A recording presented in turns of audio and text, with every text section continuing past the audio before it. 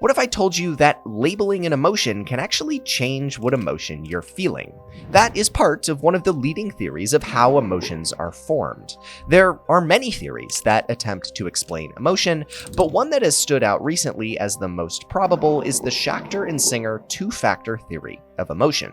Basically, the theory postulates that emotions happen due to two factors: physical arousal and cognitive labeling. First, we have to be physically aroused in some way, like walking down a scary bridge or seeing something shocking.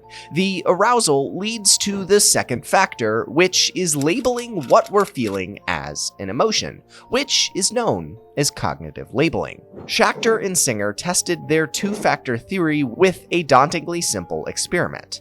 They injected study participants with epinephrine, also known as adrenaline. Epinephrine is a hormone that causes one's heart rate and blood pressure to increase and breathing to speed up.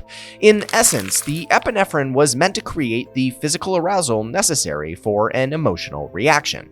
Half of the participants were told what the side effects of epinephrine were. The other half were not told what the side effects were. The participants were then placed in a room with an actor pretending to be a participant. There were two types of actors in this experiment, one showing euphoria and the other showing anger.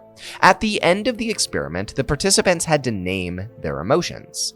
The participants who knew what the side effects of epinephrine were did not react to the actor's input, but the participants who did not know the side effects were more likely to become angry or happy based on what the actor was doing. The experiment was a success. Epinephrine gave the arousal, while the actor, either angry or euphoric, offered a cognitive label for that arousal, generating a full emotional response in the participants that didn't already know what they were experiencing. A later study attempted to prove the two-factor theory of emotion wrong.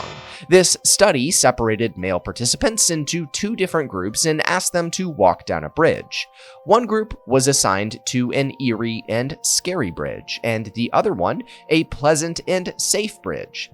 At the end of the bridges, a woman gave the men a questionnaire and a number to call if the participants wanted to ask a question. The study found that the men who walked across the scary bridge were much more likely to call or chat with the woman. They were also more likely to say things of a sexual nature. Interestingly, this meant that the study ended up doing the opposite of what it set out to do. Instead of disproving the two-factor theory, this study actually strengthened it. The men who walked down the scary bridge were more aroused, naturally, as anyone would be walking down a scary bridge, and upon seeing the woman, they cognitively labeled their arousal as sexual interest.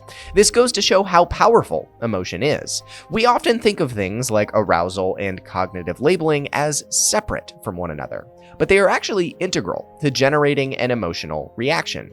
There are many criticisms of this theory, but it's generally agreed upon that it is one of the best descriptions of the physical and cognitive factors that lead to emotion that we have to date. So that's how emotions work.